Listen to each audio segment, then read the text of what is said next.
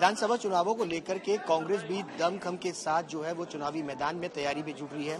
पूर्व कांग्रेस प्रदेश अध्यक्ष अनिल चौधरी हैं, पड़पड़गंज से भी तैयारी कर रहे हैं, लेकिन लोगों के साथ मालाओं के साथ लोगों को चश्मा भी पहना रहे हैं। ये चश्मा आप पहना रहे हैं, इस चश्मे के पहनाने का फायदा विधानसभा में मिलेगा कांग्रेस को या नहीं मिलेगा?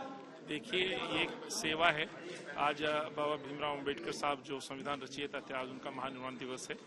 उस दिवस पे सब लोग एकत्रित हुए हैं। ये हमारा बोध विहार है, डी ब्लॉक वेस्ट नगर का। तो यहाँ मेरे तमाम समाज के लोग और मेरे मोहल्ले के लोग एकत्रित हुए हैं। और यहाँ माँ श्यामा आई हॉस्पिटल है, उसके सौजन्य से आंखों की जांच है, ब्लड शुगर है, ये कैंप लगा है। सो आपका ये कहना ये टिप्पणी कि क्या चश्मा वोट दिला पाएगा, मैं माफी चाहता हूँ।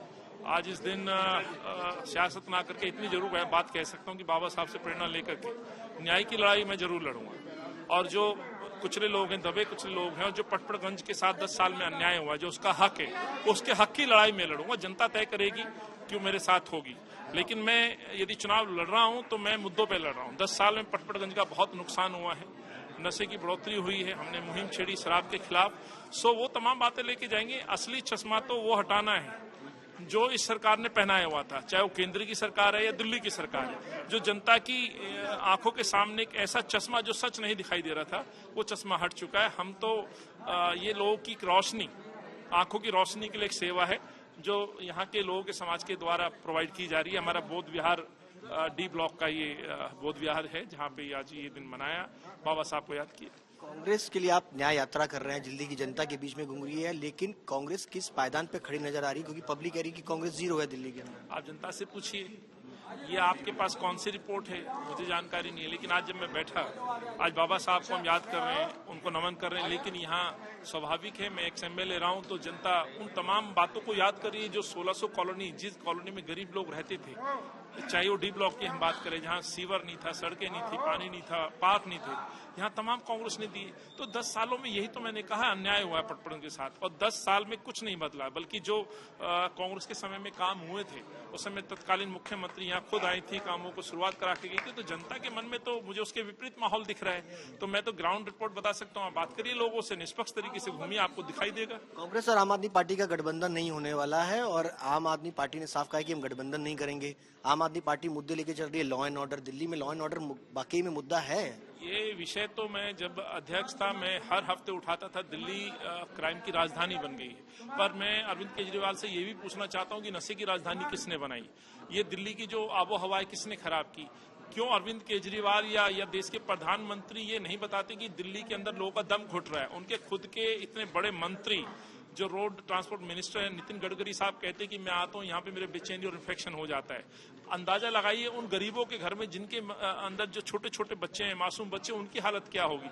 ये पहली मर्तबा हुआ देश के अंदर, इस राजधानी के अंदर इतिहास रचा गया कि बगैर किसी इशू के बावजूद भी सरकारी स्कूल तक बंद हो जाते हैं। और वजह है प्रदूषण, यानी कि सरकार खुद कह रही है। तो इस शहर को क्या था, क्या बना दिया। और वो कहते थे नंबर 1 बना देंगे। तो जो शहर ऊंचाइयों को छू रहा था, उस शहर को 10 साल में धीरे धीरे अरविंद ने और केंद्र की सरकार की लड़ाई ने इस सरकार को क्राइम में नंबर 1 बना दिया, बेरोजगारी में नंबर 1 बना दिया, प्रदूषण में नंबर 1 बना दिया, हर चीज में। तो भ्रष्टाचार, और मैंने चिट्ठियां लिखी थी उस समय, मुझे मालूम है। आज तक ने खूब जोर शोर से मेरा साथ दिया, दिखाया भी था। और यही कारण है कि जब मैं कहता था कि लगभग 80% या 100% जेल जाएंगे, और जेल गए, तो दिल्ली अब करा रही है, दिल्ली परेशान है। इसलिए दिल्ली कांग्रेस के नेता न्याय यात्रा निकाल रहे हैं, मेरे जैसे साथी लोगों के बीच में जा रहे हैं। सवाल, एक आखिरी सवाल, आम आदमी पार्टी पढ़ेंगे तो बढ़ेंगे, शिक्षा एक मुद्दा बना रही है, और आपके सामने मनीष सिसोदिया हैं जो कि शिक्षा का मॉडल पूरे देश के अंदर चर्चा करते हैं। वो कहते हैं कि पूरे विश्व भर में दिल्ली का मॉडल की चर्चा हो रही है। देखिए, दिल्ली के मॉडल की जब बात करते हैं तो मैं नशे के मॉडल पे जरूर सवाल पूछना चाहता हूँ। क्या सिसोदिया ये बताएंगे कि आप पटपड़गंज क्यों छोड़ रहे हैं? सिसोदिया बताएंगे कि भ्रष्टाचार में आप जेल गए, चलो मान लिया भ्रष्टाचार में जेल गया, वो कोर्ट तय करेगी। इस बात पे भी मैं सहमत हो सकता हूँ नहीं, क्योंकि भ्रष्टाचार हुआ है, मुझसे ज्यादा कोई नहीं जानता है। लेकिन मैं पूछना चाहता हूँ, शराब पॉलिसी कौन लेके आया? वो तो किसी ने नहीं थोपी, वो तो आपने बदली। कि आप जो ड्राई डे 27 दिन होते थे 3 दिन में कन्वर्ट कर दिया। आप दिवाली पे पीजिए, होली पे पीजिए, आप जो छठ पूजा पे पीजिए। यानी कि हर जगह आप जो ठेके खोल देंगे, जहां बच्चों की स्कूल बस रुकती थी, उन चौक चौराहे पे आप शराब के ठेके खोल रहे थे। आपने आयु घटा दी, आपने 25 साल से 21 साल कर दी। 21 साल के बच्चे को रोजगार चाहिए, शराब नहीं चाहिए। तो ये जो प्रश्न है, इनके जवाब क्या केजरीवाल साहब दे पाएंगे? क्या ये नकार सकते हैं? क्या इसके लिए भी कह सकते हैं कि हम पे ये थोपी गई थी? ये तो आपने बनाई और तब बनाई जब कोरोना काल था। तो शिक्षा की आड़ में मैं पूछना चाहता हूं, जब माँ बाप सवाल पूछेंगे कि मेरे बेटे को रोजगार और शिक्षा चाहिए थी, आपने तो नशा थमा दिया।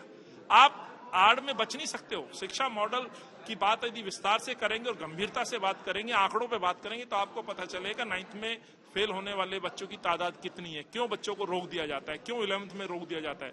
क्या केवल क्रीम जो बच्चा नेचुरली गॉड गिफ्टेड है, जो बच्चा अपने घर में अपने पेरेंट्स और अपने शिक्षकों की मदद से आगे बढ़ा रहा है, और ये पहली बार नहीं बढ़ा रहे हैं, इनसे पहले भी लाखों करोड़ों बच्चे आज तक पढ़े होंगे जिन्होंने ऊंचाइयों को छुआ है। आज मेरे साथ के कई ऐसे बच्चे जो आर्मी में हैं, IAS हैं, तो इन्होंने कोई नया करिश्मा नहीं कर दिया, उसमें भी है तो कुछ ना कुछ भ्रष्टाचार है, हमने शिकायत भी की थी।